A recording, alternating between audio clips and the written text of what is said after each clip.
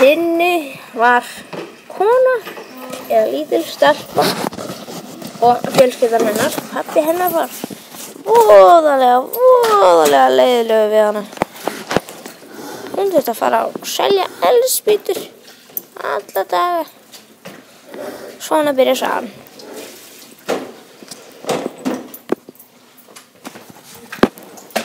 Ferðu og keyptu eldspýtur, litli skítaneðin. Þetta er leiði, pabbi.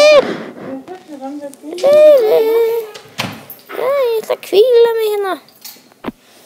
Ég ætla að kveikja á eldspýtunni.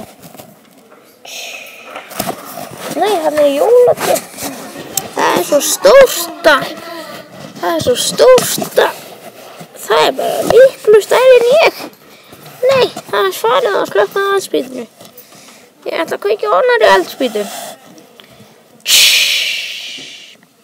Nei, hann er gæs. Fyllt með eplum og karmelusósu. Nemmi. Nei, ekki fara. Það farið og slökkna eldspýtunni. Það kveikja á annarri eldspýtu. Nei, hann er amma mín. Ekki fara, amma. Ekki fara. Förum saman til himnaríkja, amma. Já.